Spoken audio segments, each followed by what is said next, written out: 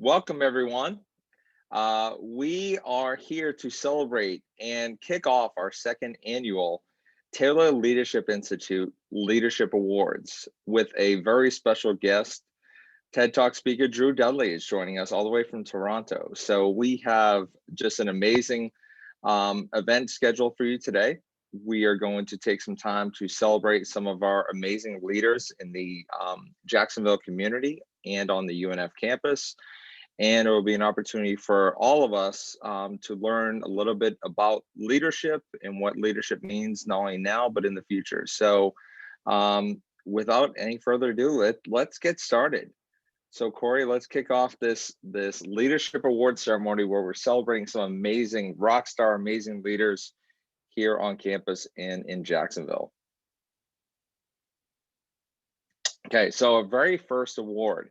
And typically we would be having these award ceremonies. The last time we had Drew here on the UNF campus was a few years back where we were able to meet face to face, and we got Drew down. We even treated him to some cigars and some great conversation. Unfortunately, with COVID, we had to put this ceremony off last year, and this year, thankfully, we're able to deliver these amazing awards via Zoom. So we have the opportunity to celebrate some amazing people. And our first award goes to Charlie Hoskins. Okay, Charlie has just been an amazing, amazing leader and advocate for our program. He was one of our very first mentors in our career mentoring program, where our leadership students, before they left with the leadership minor, they would have a career and life mentor. And Charlie, if you go to the next slide, Corey, Charlie had the privilege and honor of working with Dylan Edwards. And here is some actual, as a statement from Dylan, that really epitomizes the impact that Charlie had in Dylan's life. And from someone who's seen Dylan's growth as a leader, it is such a testament to Charlie's leadership and his influence in the life of this young man. And what an amazing experience Dylan had, really learning from and with Charlie. So without further ado, we'd love to celebrate and congratulate Charlie Hoskins for our Leadership Mentoring Award. So we can give them a round of applause, those people in attendance. That would be fantastic. So Charlie, thank you so much for all you do for our program. And you really set the tone for our program to truly expand and become something special for so many students, just like it was for Dylan. Okay, our next award is a Leadership Legacy Award. Now this person has been able to, when I say have an impact in our program, in our institute over the years, that would be a huge understatement. So Diane Taylor, Dr. Diane Taylor, everything from winning teaching awards to helping us to revamp our textbook and curriculum, and now being our advocate and liaison out in the community during one of the most challenging years our program, our Camp Osprey program has ever seen. Dr. Taylor has been such an unwavering leader in the community and within our institute. And here are some words that Diane wanted to share for receiving the award. And I cannot thank Diane enough for what she's done, not only for our institute, but most importantly for the students that she has positively impacted throughout her years here at UNF. So Diane, I cannot thank you enough, and know that your impact is so significant, and we can't thank you enough for everything. And these words are so powerful. So take a moment to hear. I can hear Diane's voice merging through these words. So Diane, thank you.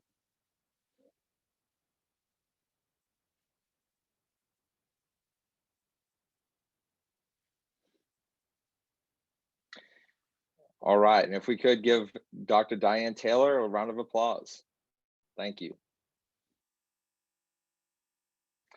All right, our next award, and this is a new award we have, and we're calling this one the Courageous Communication Leadership Award. And this person has been to UNF a few times speaking to our students. And one of the things that stood out for me so much was the courage this person had to share ideas and strategies that sometimes, I mean, others would be afraid to tackle. And also in this person's line of work, really having the courage to um, communicate and reach out to people when times were tough. So this award goes to Corley Peel. Corley has been a fantastic advocate for our program. Um, Corley has spoken to our students on numerous occasions and even came and served as one of our guest speakers for one of our biggest leadership events that we had pre-COVID.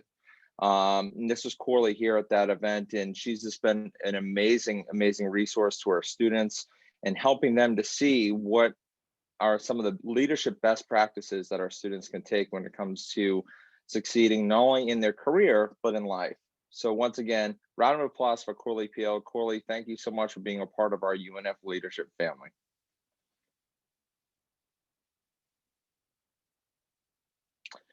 Okay, our next award.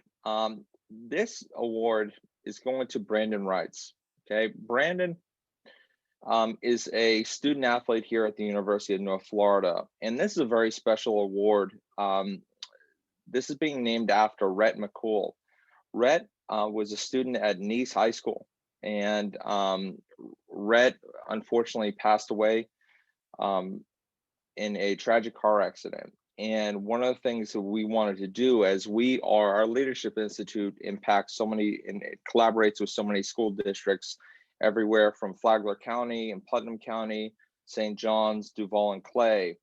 And one of the resources we wanted to provide is leadership in times of success and happiness, but also in times of challenging times and times of sadness. So what we wanted to do is celebrate Rhett McCool and the McCool family by looking at and finding a student here on campus that epitomized all that Rhett stood for when he was a student athlete at Nice High School. And one of the nice connections we have and perfect illustration of what makes UNF, and I call it the UNF family. Matt McCool here, seen here with Brandon, is a former UNF baseball player.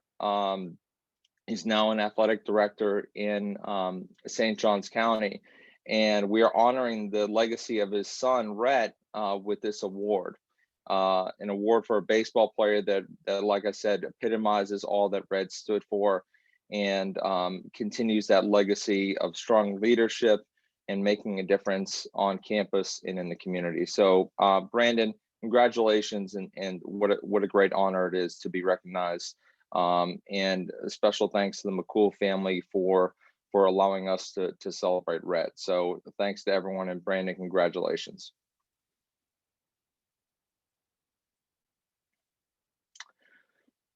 Okay, our next award, the Rural Community Impact Award. And this award goes to Mark Lemaire from the Community Foundation for Northeast Florida.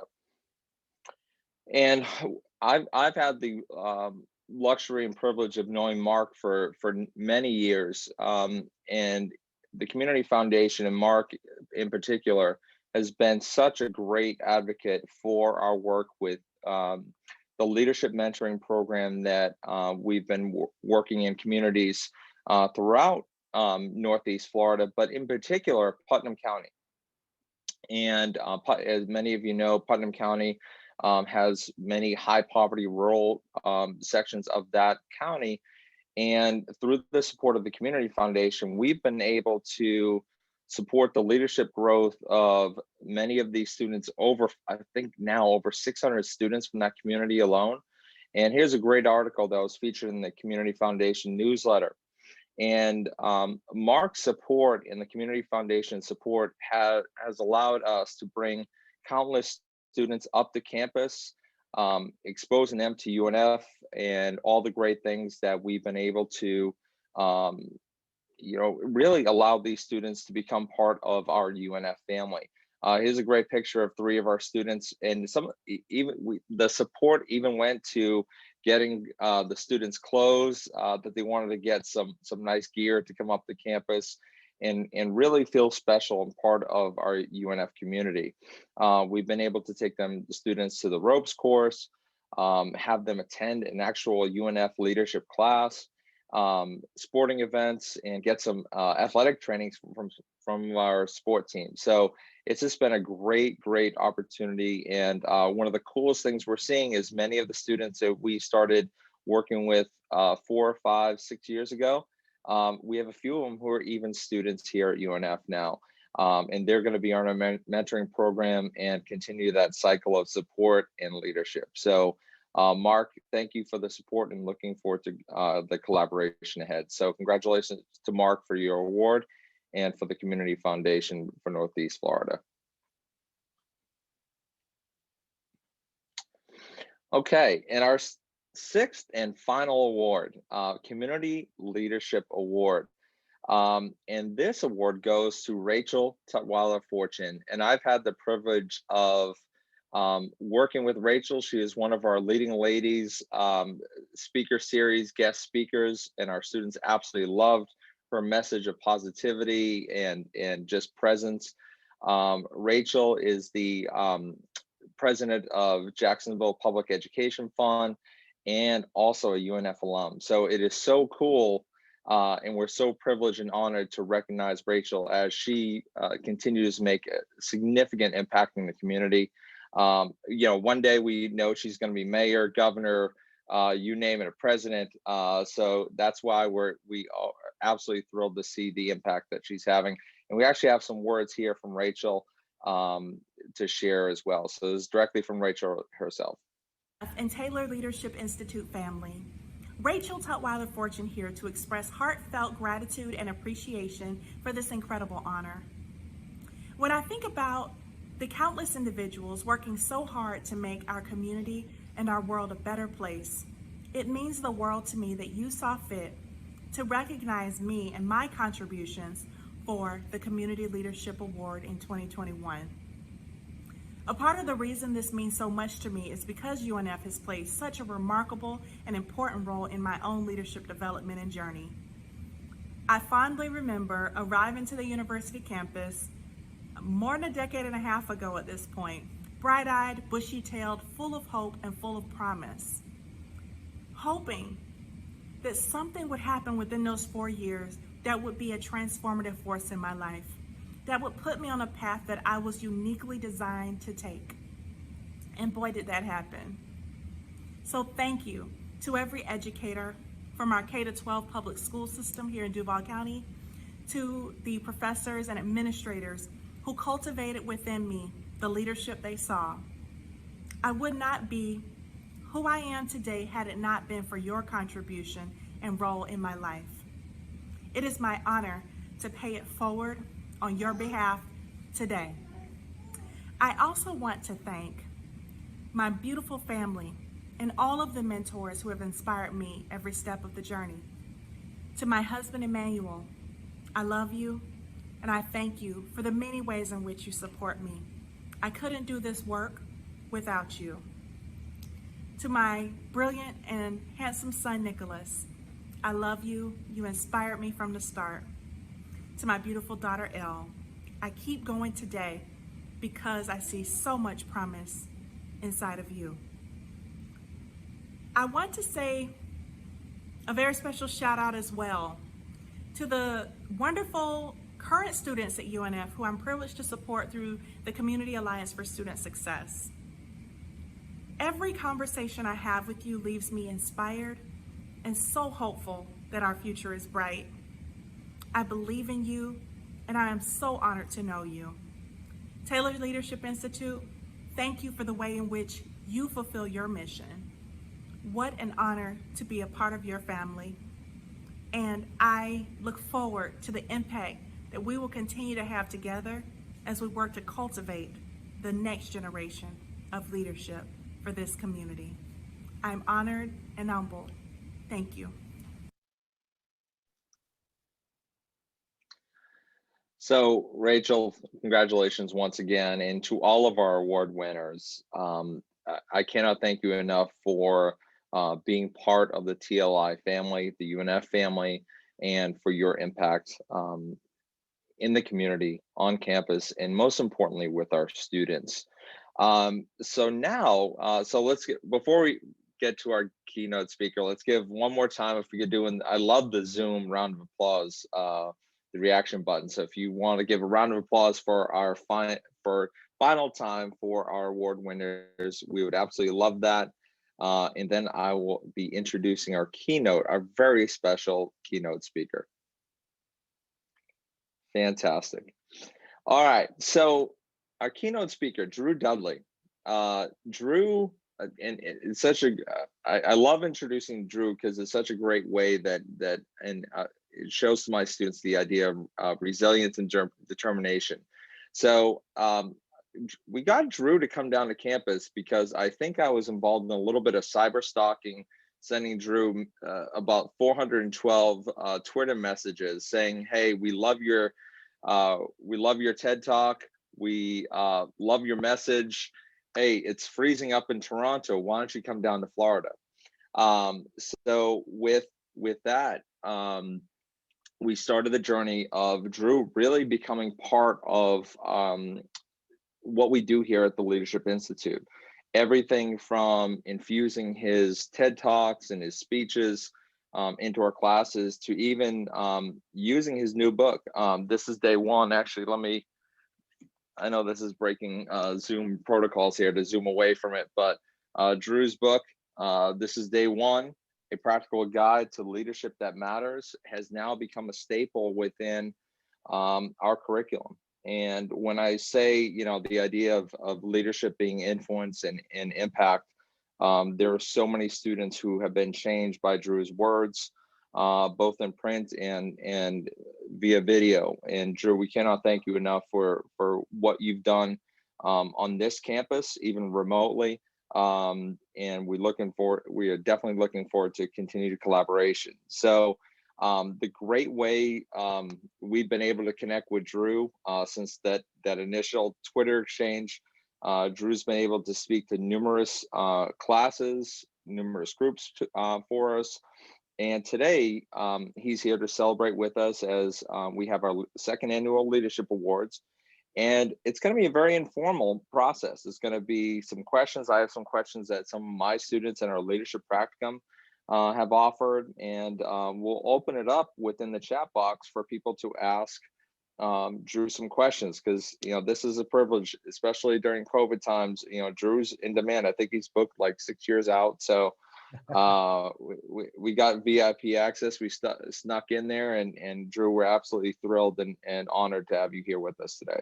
Oh man, I will always be a part of whatever you're doing. Any chance you're kind enough to invite me, I love having the chance to talk to you. Plus, I mean, my beloved Blue Jays are playing their home games down in Florida, so you can adopt them briefly if you're really interested in seeing some good baseball this year. So I wish I had the chance to come down. I go down most years to see spring training, and I missed it this year. But I can't wait to get a chance to come down and share another cigar, my friend. But I'm excited to answer some questions, and I'm still blown away that you use so much of my work. So it's kind of strange to talk to an audience where people already know my stuff, because usually I have to give a keynote. And I was speaking to a group the other day, and they were like asking questions about like deep cut B-sides from my book that I forgot that I wrote. Like, I forgot that I wrote that. So yeah, it's great to be here, my friend. I'm looking forward to it. Excellent. And so many of our students in our previous practicums also did the online training. So that was part of their to complete the course. So we're knee deep in the work that you're doing, and it's like I said, it's having a really profound impact, and it's allowing our students to rethink the idea of leadership, not as a title, not as one day then I'll be a leader, or once I graduate. It's today, it's right now, and who's better because of your words, actions, and so on. So I think it's so powerful. So all right, let's get started with some questions, and like I said, we'd love to hear from the audience with some live questions in the Q&A section. But one of the biggest things that we're finding, especially in higher ed, where people are rethinking why we do things, and there's a lot of controversy here in Florida about certain majors and certain programs or the value of them. One of my students asked, why is leadership important for college students? Beyond, it's great to have on a resume, but more in the real world. I mean, why does leadership matter for college students? I think leadership matters for college students the same way it matters for most people. But I think that embracing the idea of leadership means embracing making difficult decisions. And I Mhm. think that one of the challenges in the education system, and I'll precede this by saying I truly believe the education system is incredibly important and powerful and liberating, but it can also be dangerous in some of the lessons it teaches. And I think that one of the reasons that leadership is so important for college students is for most of your life, you're not in charge of what you have to do every day. It's like you've been your whole life having at the whim of what teachers want at you need to pass other people's tests. And I think that making people go through a system like that for 20 of the most formative years of their lives tends to disempower people a little bit. And I think that why leadership is so important, and I talk about a personal type of leadership, but I think this is true of even formal positional leadership, is it demands tough decisions. It actually reminds us that we are ultimately in charge of some really important things in our lives, most notably how we choose to behave every day. And I think that when we think of leadership as being about these personal, interpersonal interactions, we start to realize that we have a lot more important self or autonomous decisions that we have to make every day about how we're going to judge ourselves, how we're going to judge other people, how we're going to choose to behave. And I think that that's why leadership's so important, because ultimately it's about accountability. It's about saying that your life is not determined by what a teacher or a professor puts on your piece of paper. It's not determined by, what part-time job you have or what school you go to. It's determined by how you choose to behave. And I honestly think the education system educates us out of that. I think when we're early on, I think going through elementary school and high school, basically it teaches you to conform instead of being courageous. It teaches you that you need to avoid making mistakes because once you lose points, you never get them back. And I think that's why leadership's so important, because how are we supposed to send young people out into the world to be autonomous in their own lives and make their own decisions and screw up in those decisions and be able to get up and go if most of the decisions you make for every hour or every year before that has been made by other people for you? That's why I think leadership's so important, because it demands decision making and it makes sure that you're accountable for the decisions that you make, good or bad. And I don't think we start that early enough for most people. I think we just toss people into the deep end. Everything in terms of your validation when you're young tends to be how well you write tests or essays. And some people's type of intelligence doesn't do that particularly well. And then when you're done college, they're like, okay, now you're an adult. Now the decisions you make are yours. Now the tests you give yourself now the tests you have to write are the ones you give yourself. I think it's so important to start talking about leadership as personal responsibility, accountability, and value-based decision making, because I think it says to people, you're in charge of your life. And I honestly think the education system doesn't teach you that for most of your life, that you're in charge. It's please us, and then one day you'll earn the right to be in charge of your own life. And I think that's dangerous. I want to get people realizing that they're in charge of their own life. And that means tough decisions, good ones and bad ones. And that's what leadership ultimately is. I love it. I love it.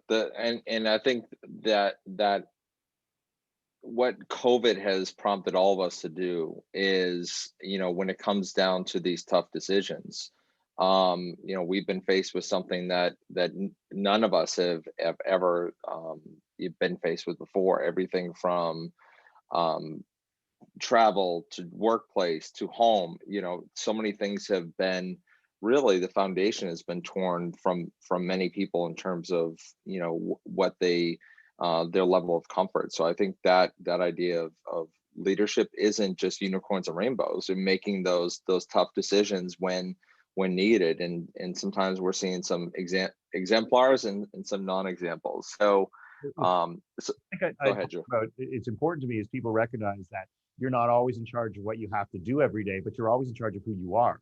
And so the type of leadership I talk about is about having power over your own life. And I think that we get educated out of that to some degree. And I think we feel helpless more than we should. And I think the pandemic has exacerbated that a great deal, because the Mhm. pandemic has taken a lot of things from us that we value. But I think what happens is we have sometimes have allowed ourselves to feel that because it's taken a lot of things, it's taken all things. And I get a lot of questions like, how do we create impact when we can't see each other? Well, honestly, you could create impact. Like, let's face it, a lot of the interactions we have in a given day before the pandemic weren't face to face. Like, what percentage of interactions for most of us before the pandemic were actually face to face? But it's managed to convince us that, oh, we don't see each other, we can't create, lollipop moments, Yeah. moments of impact or empowerment. Honestly, the only thing the pandemic's cost in terms of being able to do that is the ability to do it in person. And most of the Yeah. interactions we have with the people in our lives aren't in person anymore anyway.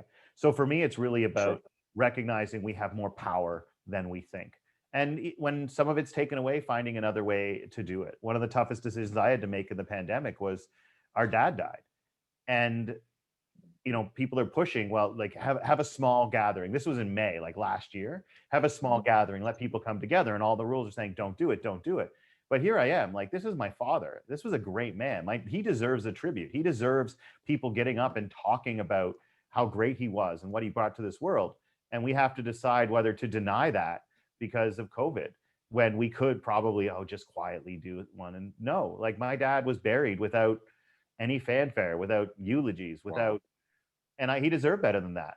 But what Mhm. I did get the chance to do is it made me sit back and think, okay, usually it's clear. You have a funeral, you have a wake, everybody celebrates the person. That's not allowed. So how are we going to honor dad?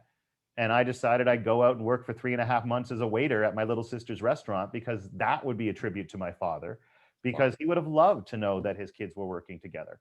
And so I think that for me, leadership's about power, not power over other people, but a reminder of the power that we have in our own decisions. And the pandemic has forced some things away, but I think it's really key not to give the pandemic more power than it actually has. It's taken a lot, but don't let it convince you that it's taken everything. And our mind will do that. When a lot of bad crap happens, we stop looking for the good and we wallow a lot for that. Sorry to cut you off there, Uh, brother. no, I love it, and I think it's so powerful for that idea of moving, not ignoring it, but moving beyond it for the hope and opportunity ahead. As I share with you at the beginning of this, we're headed back on campus starting in the fall, and many of our students want to move beyond it and say, okay, what's next? Let's look for the good. Let's look for the opportunity ahead. So fantastic. Thanks, Drew. All right, let's get to some live questions as well. So we have a few saved questions, but let's go to the live ones right off the bat. So Dorian, one of my amazing practicum students, what thoughts do you have about restructuring education programs to focus on leadership from an early age? Yeah, I think one of the greatest things we could do in terms of restructuring is, I mean, I'm not an educational, like a programming expert. I mean, I did work in the education field, but I have to recognize it's been 12 years since I was there. But I think one of the key things is to focus on redefining leadership when we're young and being more aware of those untaught lessons. So at a young age, I'd like to start having students uh, ask questions every day about how they support other people, right? I think a big thing is, how can we in the education system start to reward young people who improve the lives of the students around them? How do we reward them at the same level that we reward people who write essays and test very well? I mean, we talk about leadership and we give kids like gold stars for good behavior, but that behavior is never seen as being at the same level as getting good grades. All right. It's kind of like juggling. Like, if, let's say you're supposed to run a marathon, right? And you say, if you run this marathon, you'll be given $10 million. And by the way, if you know how to juggle at the end, you'll be given an extra 50 grand. And let's face it, 50 grand is a lot of money. But when the 10 million is for running the marathon, where are you going to put most of your effort? And I feel as if right now what we're teaching young people is being kind, being good, being someone who empowers other people. Yeah, that's your $50,000 for learning how to juggle. But the real reward comes from getting straight A's. And I think that what we do is, in the examples we give to people when they're young of what a leader is, and in the ways that we choose to reward people, we don't have to restructure the education system. I think what we need to do is reevaluate and change how we weight grading and what we choose to grade. Because I think right now, interpersonal skills, empowering other people, I think that they are placed at a different level. They're treated as nice to have, but it's your grades that are so important. So, like, the most important test they give to most of you young, like, Americans is the SATs. What on the SATs has anything about character? Like there's not a damn thing on the SATs about character. It's all just memorization. And I know a whole bunch of you probably don't write tests particularly well. So that must have been terrifying. I know that so many people who are extraordinarily dynamic and emotionally intelligent individuals are made to feel stupid in the education system. I don't think we need to tear the whole system apart, but we do need to step back and say we evaluate one type of intelligence in it. And we have to stop that, because what it says to young people who are incredibly good at creating communities and creating positive cultures and empowering the people around them is we're like, yeah, that's a nice thing to do. But let's say you do that every day from the time you're 4 years old and you become a kindergartner right up. If you got D's while doing that, you would not be seen as a positive student, and you wouldn't see yourself as one. That's what we got to change. We don't have to change the system in terms of how it's worked, although there's lots of people who could tell you how to do that. But for me, it's all about what we evaluate. Humans are reward-based creatures. Where the rewards are is where we will put our attention. And the other thing we need to do for young people is we need to stop equating influence on other people as leadership. Because I think there's two types of people out there. There's more than two types, but I think that often we look at people who gain their power and influence through the exploitation of other people, through fear, through hatred, through dividing people. We consider them leaders too. We just say, oh, well, they did it differently, but you can't argue with the results. My argument is that individuals who gain their power and influence, undeniable power and influence, by denying other people things, by hurting other people, by making decisions based on what's going to benefit them as opposed to the whole, yeah, they can be incredibly influential and high profile, but I don't think they're leaders. I think what they are catalysts for harm, which is to acknowledge their influence, but to acknowledge that we need to stop calling bad behavior leadership because it results in profile and power. And we do that to kids, and we teach about bad leaders. I think we need to stop using the word leadership entirely and recognize that that is an entirely different breed of outcome. Because what we're teaching is you have a couple of options of how you gain your leadership. You can go down the path of stepping on others and competing. And when you get ranked by your SAT scores, aren't we kind of inherently pushing people in that direction, that you have to compete with others? Or you can actually empower other people. And if you want to know the difference between a catalyst for harm and a leader, watch how they use fear. Watch how they use fear. Because catalysts for harm add fear to try to win, and leaders remove fear to try to succeed. What we need to do is change how we evaluate young people, and we need to stop teaching leadership as if that word can be applied to terrible, exploitative, abusive behavior just because it results in power. If we teach kids that when they're young, they will stop rewarding that swagger and bluster with leadership positions down the road, hopefully, because they'll recognize that this is not leadership. This is catalyzing harm for people. And I think it's important we teach that early. Well, and the timeliness of your discussion in this topic is spot on. So thank you for that, Drew. So next question came in from Annie Flipsy, one of our amazing board members. Annie says, I love your message so much. How has leadership helped you overcome challenges in your life? And how do you challenge self-doubt? Well, you challenge self-doubt. It's all you can do. And if the goal in challenging self-doubt is to eventually get rid of it, just give up, because you're just committing yourself to always feeling like you're failing at something. Doubt is a part of our humanity. And I think that quite often, one of the challenges that we have is that we start to believe that our leadership and our goodness as people needs to be defined by what we think. And therefore, anytime we think something negative, whether it's I don't belong here, I don't deserve this, I'm a bad person, I look ugly, I hate that person, like every time we think that, we're like, no, good people don't think like this. I don't think I'm a good person. I honestly don't. People yell at me for saying that, but I try to do good things. But I struggle with this idea too. And the reason I say that is because I think bad things. And I somehow have taught myself, and I fight with this, to be like, if you were a good person, you wouldn't be mad when that person asked you to move from a window seat in row 12 to a middle seat in 46 because he wants to sit with his family. My initial reaction to that was, God, no. And then I thought to myself, you're a bad person, you're a bad leader because you wrote a book about doing good things.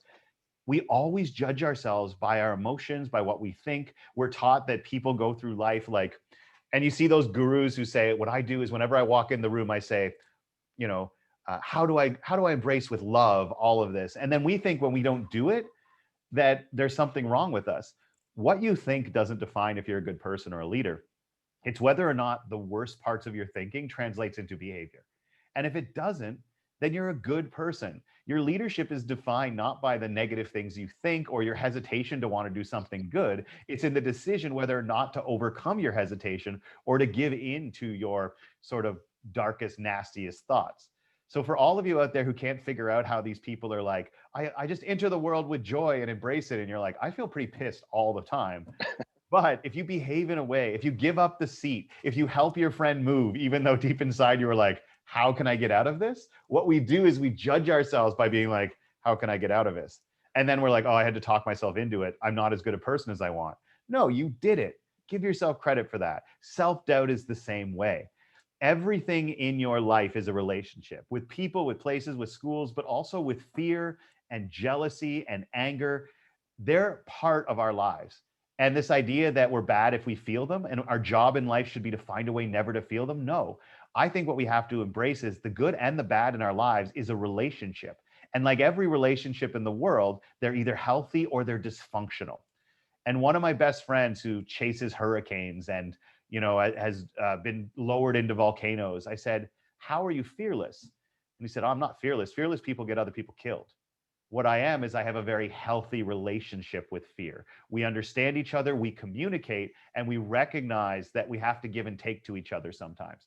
So I think that's what's important, is that self-doubt is not something you should judge yourself for having. What we do need to do is to have a healthy relationship with it. Why is it here? What am I doing to dialogue with it? And how can I start to forgive myself and realize it's my behaviors that matter? The leadership test, those questions, what they are is me trying to arm my better angels against my demons, because my demons are incredibly well funded and seem to be tremendously well armed.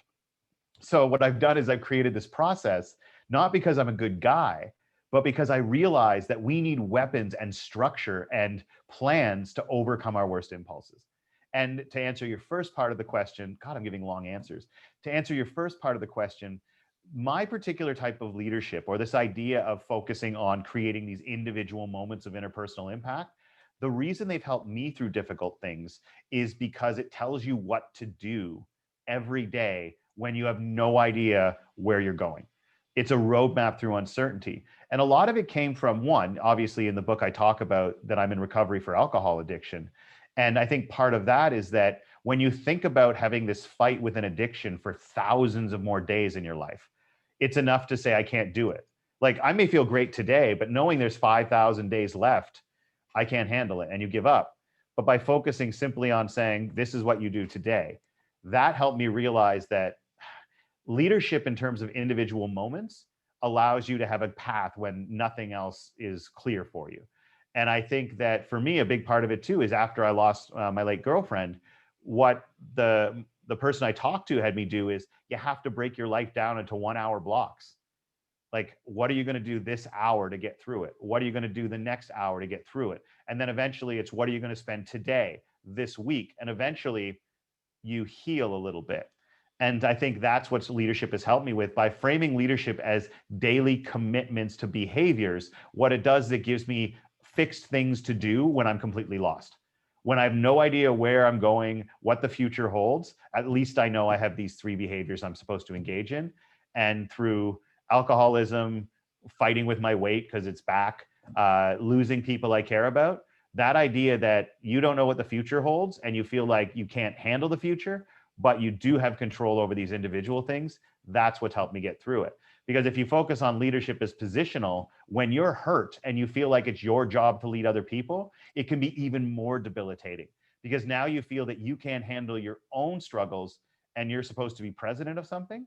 So when we reframe personal leadership into those individual moments, you realize it gives you more control instead of making you feel like you're in less control. Excellent. Excellent. Andy, thank you for that question, Drew. Powerful response. So thank you. So Drew, the first 3 questions that came in live from Elijah, Dorian, and Jasmine all go back to, and you addressed them previously about the idea of how do we empower our young people to feel that they are leaders. And I think one of the most powerful things that we've been able to infuse because of your work within our classes, in our experiences, is that idea of that belief that you are a leader now. You have the power to be a leader now, through your words and actions. So know that impact is being felt. So Connor had a great question. How do you think leaders can use competition to cultivate empowerment and positive change, despite some of the negative aspects that may also be tied to competition? Do you have any examples in mind? Yeah, that's such a great question. And I'm going to think of an even better answer like an hour from now. But I think competition is a good thing. I think that creating the idea that the world and society is a zero-sum game and we're all competing for scarce resources, I think that can be dangerous. But I think competition is a great thing. Sports has been an amazing part of my life. And for me, it's not the competition against other people as much as I was really into team sports. It was really about finding a way to be pushed to your best. Because for me, competition is simply a particular type of accountability. Because if you think about accountability, let's say that you come up with your questions to push your leadership, you're way more likely to get them done if you have a friend who is pushing you every day to be like, how did you answer these questions? That's a collaborative competition. But competition with other people can bring the absolute best out of you. But I think part of the idea of competition is we have to reframe our idea to realize that the benefit of competition doesn't necessarily come from winning. It comes from being pushed. And I think what happens is we tend to see that a failure to win in something is not a success. And let's face it, in professional sports, which a lot of us look at in terms of competition, you get paid for it. That's your job. But I do think that having competition, but when it's healthy, it's like a relationship, like anything else. I think it's a positive thing. I think that it's a really advanced form of accountability. I know that one of my best friends I compete with, and it was something as simple as how many steps we did in a week. And we actually had a championship wrestling belt that went to the person who had the most steps on their Fitbit every single week. And we pushed ourselves for that. And it made me do more steps than I would have otherwise. Competition turns into negativity basically in two main ways. When you create sort of I don't like using this term, tribalism as much anymore, but when it becomes enemies, right? This is a political thing that really is happening, particularly all around the world now, but the idea that people who don't agree with you are your enemy, and the goal is to beat them because they deserve to be beaten. I think when we look at competition as we're engaged in something where we will both be brought to higher levels than we ever have before, that to me is great competition, because just saying I'm going to do 100 sit-ups, I guess this is the best example. I started planking years ago, and I was able to do a 1 minute 40-second plank until my late girlfriend at the time was like, oh, let's see who can plank more. And I managed to do a 4 minute plank standing next to her. She did 8.5 on the first time she ever did one. But that idea, competition, when it pushes people to better, is great. Competition, when it's because you see other people as enemies that need to be beaten, that is where we get things negative. Because what happens is we divide into teams, and the idea is the other team is lesser than us. If you've ever been an athlete, like look at Federer and Djokovic, or Federer and Nadal, like they compete, they're rivals, but after those match, they both know that they were brought to the absolute pinnacle of who they were because of each other. And that is a good thing, because competition is accountability at a different level. But when it comes down to we win because we hate them, or we win because we want them to have less than us, that's when we get into trouble. And that's not leadership. Pitting people against one another to benefit yourself is not leadership. And that's one of the problems with power, is when people gain it, what they do is they find people with less power they can scare and basically say the worst among us is better than the best among them. And that happens with teams, it happens in countries, it happens in politics, and it's dangerous. Trying to win is one thing. Trying to beat other people because they're less than you, that's where we get into trouble. And when people use their influence to convince other people that's what they should be doing to other people, that's a problem. It's those coaches on teams that tell you that these guys are scum and we have to beat the crap out of them. And it's the same thing with people who do it with different, we've seen in social justice, people being villainized over the last year and saying what we need to do is win this war. as opposed to take a look and say, how can we push each other to create a better place? And there's a difference there. Never thought of competition as accountability. Sorry, I was talking so much there. I actually was thinking out loud about how to create a short talk on that, because that's such a good question, and it's really got me thinking. Examples are one I'm going to struggle with if one pops into my head, because I just started thinking about it in that concept. But I think, you look at a lot of high-end athletes, they'll tell you they're better. Like, Jordan was better because Bird was there or Magic was there. And yeah, it looks like they hated each other at the time, but they'll openly acknowledge they're better people because those people were out there. And I think that's important. Excellent. And what a great question by Connor, and Drew, what a powerful response, and especially the idea of athletics, and whether your athletics are, is high-end professional athletes, team sports. Here, many of my students here on this chat are student athletes, Division I student athletes, to people planking for the first time. Yeah. And 8.5 minutes is pretty amazing for first time. But that mindset of better together, and that mindset of a win-win rather than a win-lose. So that's pretty powerful. Like, one of the best examples too is, this is an odd one, it's very Canadian, but the Canadian women's and the Olympic US women's and Canadian hockey teams have the best rivalry on the planet. And it's women's sports, so people don't pay enough attention to it. But these are two teams that are almost exactly the same talent level and have made each other better for years. And as much as there's a sort of hatred, there's also an acknowledgement that they're the best in the world because of each other. And that's healthy competition. I've been to the Iron Bowl and watched Auburn play Alabama, and that is not a healthy competition, because forget the teams, the genuine hatred and anger that has spilled over into the fans of those teams, so that trees are getting killed and people are being beaten up. That's not competition. That's tribalism. And that's where we can see it get into trouble, because we basically are told your affiliation makes you better than other people, as opposed to we are being better with each other. So there's some interesting ones within sports. Like, I've been and seen that, what we see with the Iron Bowl, and it's unhealthy and it's dangerous. And so in sports, you've got, Manning versus Brady. That's amazing. You've got you got Serena versus no one, because no one's in anywhere close to. She's the greatest athlete in the world. So. Excellent. Thank you, Drew. And I love it. And now you're bringing up, Tom Brady. Now that he's part of the Florida system down here, it's good to celebrate. So, a couple of things that have emerged from the work that you've been doing, and it's great that we celebrated some of our community partners.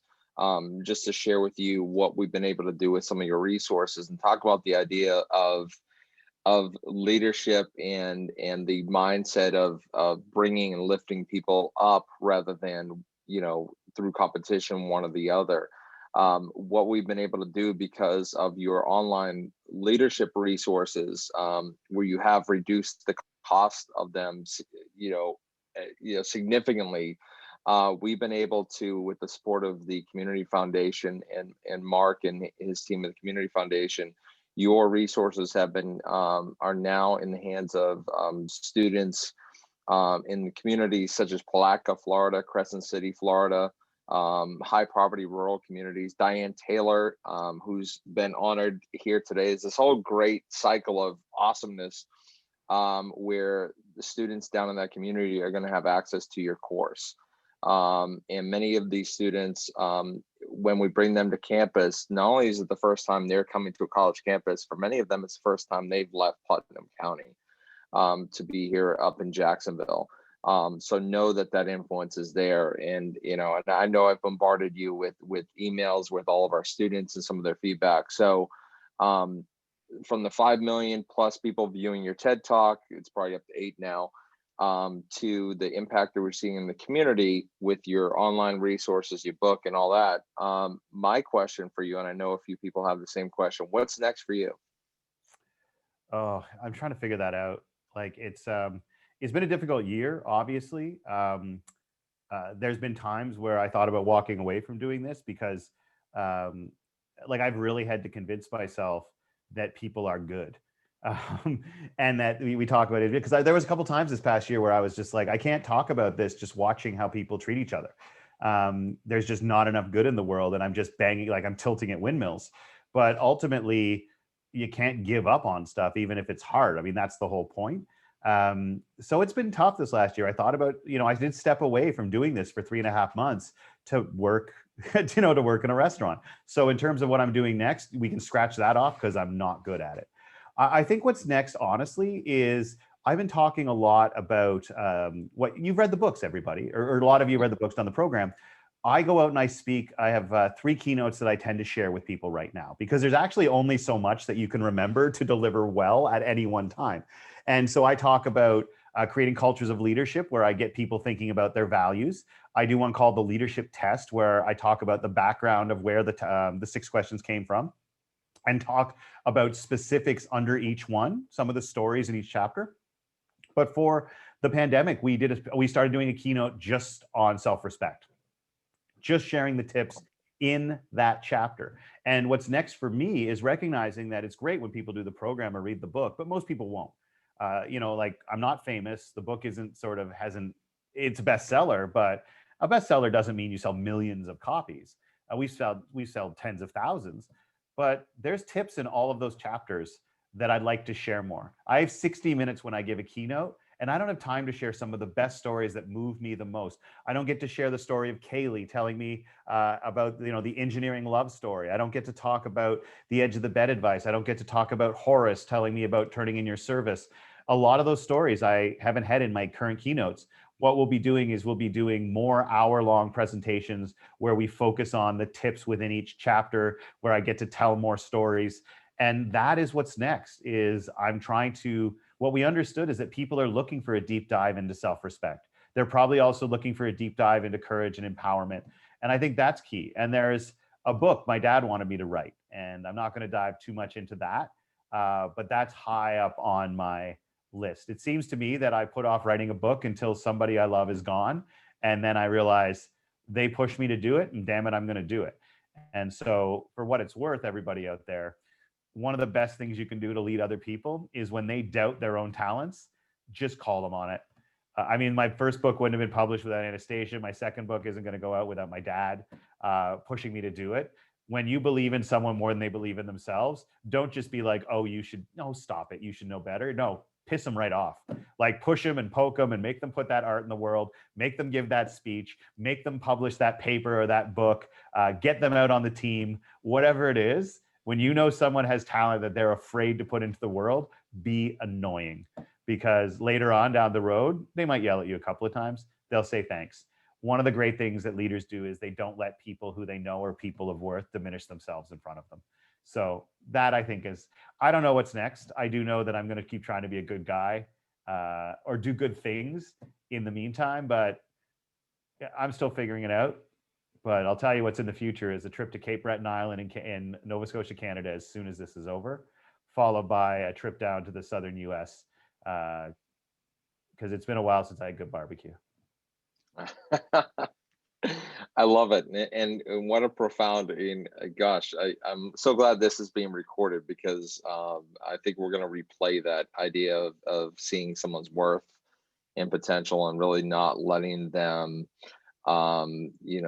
diminish their own value and really being that advocate for folks. So I think, especially for my students who are listening to this, how powerful that is and what influence and impact you can have with that encouragement. So, and annoying. I like it. Sometimes you have to be annoying. So love that.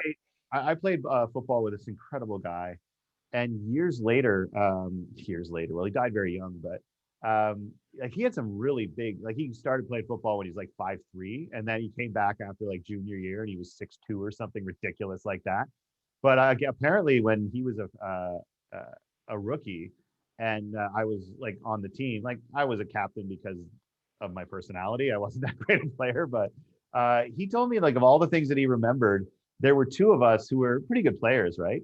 And we were doing wind sprints in the first practice he was ever at, and he was just not ready, right? Like you move up a level and it's just a whole different speed. And he was like lying on his stomach, couldn't do any more wind sprints. And I don't really remember this, but myself and the guy, or one of our linebackers who went on to play pro, stopped and picked him up and just basically were just like, you will drag your ass and you will keep doing this because we want you on this team. And years, 4 years later, as we were graduating, he's just like, of all the stuff that I remember from playing sports here, I remember two guys picking me up and telling me they want me on the team when I sucked. I couldn't even finish the wind sprints. That's what he remembered. Like, whether you're on a team, you're an athlete, like that one who's so easy not to talk to, just to go over and tell them that you noticed, to pick them up, to be like I, as somebody who is respected on this team, just the attention for a second, just to say anything like that, you have no idea how it sticks with people. It's the same thing in so many other parts of our lives. Just take a second to tell somebody that you noticed them, that you saw them. You don't have to say something amazing to them, just that you saw them. So many people don't feel seen in this world. And when you don't feel seen, you feel like you don't matter. And when you convince yourself that you don't matter, man, it's just so hot. Like, hard things are way harder when we hate ourselves. And we can all play a role in making people hate themselves a little bit less, not by saying nice things to them, but by seeing them. Because the words can ring empty, but making somebody feel seen, even for a moment, that's a powerful moment of leadership. So go do it, especially for you athletes. The one who falls down, pick them up, especially if they're younger and you're older. Well, that's powerful. And it's pretty, what a poignant, another, that's a lollipop moment, and, something that at the time, I'm probably sure that you didn't think anything significant of it. It's just something you did.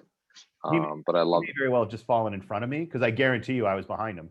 Who knows what did it, right? But hey, even if they haven't made the team yet, they might. And you know what? Somebody's willing to run till they puke. I want them on my side. But yeah, just finding a moment to find people who are struggling and just let them know you see them. You don't have to fix it for them, but to know, like, hey, you're not alone. That's fine. I did it too. We fought it too. We're here for you. If you're willing to try harder, we're willing to have your back and not ignore it. Academically, athletically, out in the world, whatever it might be. Like you talk about disadvantaged communities, a lot of those kids just don't feel seen. Right. And unfortunately, we're seeing that people are pointing out the ways in which there are blind spots within our society for people, and they do not feel seen. They don't feel respected. They don't feel like what they need is important. And one of the things I've been talking about more recently, because we focus on leadership as being these individual moments of interpersonal impact, they're powerful. And the reason I think it's so important to recognize them as powerful is they're pretty much the only source of power on the planet where there are not systemic barriers between that power and most of the people on the planet. Like, almost every source of power on Earth is inaccessible to most of the people on Earth, whether it's because of embedded cultural differences and exploitations, whether it's simply because of socioeconomic situations. So many people on the planet do not have access to real power, and they know it, and it changes how we feel about ourselves. But when we start to recognize that individual moments that we create are power, just to let people know that there is a source of power in their life, I think is an important one.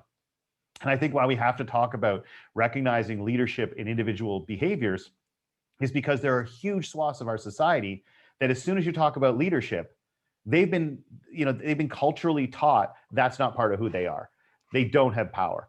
And so you start talking about leadership, people are going to roll their eyes when especially I'm a straight white guy talking about it, right? So it's easy for me to talk about impact and leadership, and because it's always been accessible to me. But more and more, I'm starting to realize how much we need to talk about what parts of leadership are accessible to everyone, because when we can start getting people to engage in their power, we can start to, people hopefully will start to recognize there's more than they thought. And that to me is empowerment. And I think that's so important. So that's why I started talking about leadership like this, because I'm standing in front of a group of first-year university students, talking to them about leadership theory, and none of them have power in their lives, or at least in their minds. They''re in student debt. They're working a part-time job for some jackass assistant manager. Their parents are telling them what they have to study. Like, they didn't feel like they had a choice about going to post-secondary because they were told from a young age that's what successful people do. I'm standing in front of a room full of young people who feel completely powerless. The climate's getting screwed up by a generation before them. Like, they're never going to be homeowners. And now I'm supposed to go up there and talk about a type of leadership that's maybe 5-10 years off for them? No. If we keep teaching leadership as something you'll earn one day, most people are going to drop off before they get it. That's why I want young people particularly to know the power that they have, because we can talk about presidents and senators and scientific groundbreakers, but most of the things that they do in a given day have no impact on your life. The people that you go to school with, that you share ideas with, they have an impact every day. So why aren't they more important? What's the old, God, I'm rambling again. The old thing though, can you name the last 5 winners of the Pulitzer Prize? Can you name the last 5 winners of the Nobel Peace Prize? Can you name the last 5 winners of the Best Actress Oscar? Most of us can't do that. And yet those people are at the very top of their professions. And yet we can't name them. But can you name a teacher who changed your life? Can you name a teammate without whom you don't think you'd be as good as you are? Can you name a friend without whom you wouldn't have gotten through something incredibly difficult? We all know those like that. So why are the former group who win these awards that we can't even name their names, why are they considered leaders and all of those individuals I named second aren't? They're somehow lesser. It's not. Let's flip it over. Let's reframe it. Sorry, I just got a little riled up there. No, I love the passion, and the timing was perfect because at the same exact time, the public address announcement system here at UNF was going off. So it was perfect. Thank you for timing that just perfectly.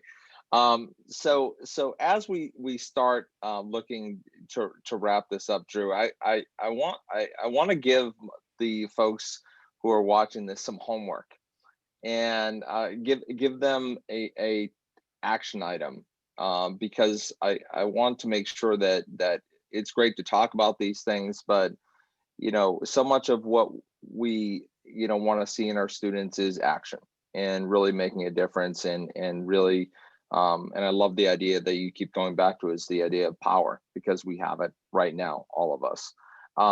So can you give them one action item? I love the theme of helping others, being seen, making others feel significant. Can you give those who are here live with us and who will watch us in a recorded session, can you give them an action item that they can take with them, to say, okay, it's great to think, to talk, to collaborate, but let's what can I do now?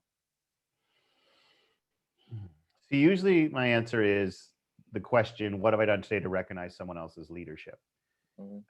But here's one I've been doing a lot during the pandemic. I went back to my first photos on my phone, like 19,000 photos back. I think I got my first iPhone in 2016. So I went back to the first ones, and I started a new folder on my phone called The GOAT, Greatest of All Time.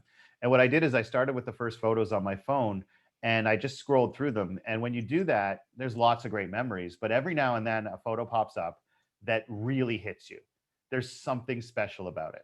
Might be what it was, it might be how gorgeous it was, might be how you felt when you took it, might be the people you were with when you took it. Shift that over into your greatest of all time file.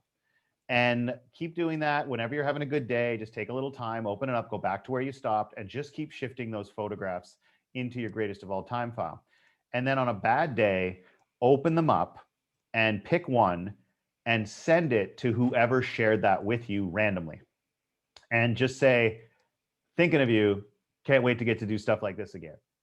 It's random, it's out of nowhere, but it's saying to someone, I was thinking of you for no reason except that I see you.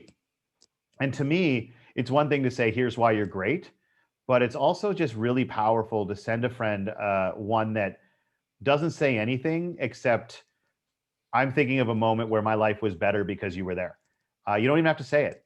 Just the fact that you picked something from years ago and sent it to someone randomly, not only does it make your day better, it makes their better. So start going back and picking out those greatest of all time photos for yourself. And what did it for me is like I lost dad. So I started going back and looking for all the photos of dad. And that's how that started for me. I was just like, oh, I remember that was Hawaii. That was that time we took that trip down the Blue Ridge Parkway, or, oh my God, here's the, after not being allowed on the Harry Potter ride because I was too big, here was the photograph I took right after I wrote it, after I lost all that weight. Go do that. Like, that's one action item, and then you can keep doing it. But today, go back and find a photo that moves you and send it randomly to the people who shared it with you, because it'll make them feel seen. It's amazing. My best friend and I were both going through, it's hard. And every now and then, we'll randomly text the other person a quote from our favorite band, like some lyric from one of our favorite band song. Don't have to have a conversation. Don't have to do anything. Just a moment to be like, I'm fighting something hard here, and I'm thinking of you. When I face the hardest stuff in my life, I think of you, because you helped me get through it. That's the sort of message it sends. So go do that. Wow. I just want to give something that Powerful. was already in the book. No, I love it. I love it. Gosh, my students now have will have a new activity built in to class. So I love this. And what a great way to wrap this up, and what a powerful message along with that action. So Drew, honestly, thank you once again for being part of this. What a perfect guest and part of the UNF family you are. As we celebrate the 6 amazing leaders, once we're able to travel again, I'd love to.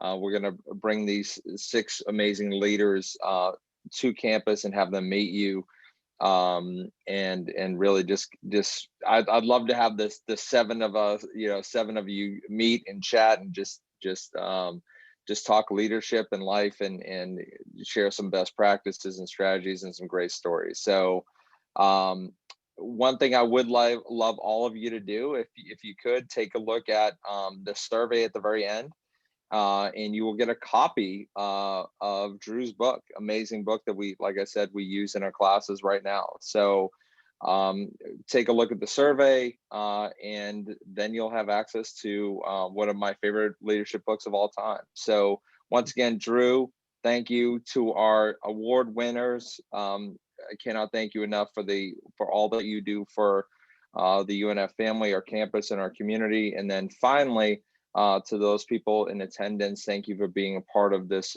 special day. And we look forward to a year from now, when we'll be able to have our 3rd annual Leadership Award ceremony in person. So thank you, everyone, for an amazing experience today. Drew, thank you. And to all of our winners, once again, congratulations.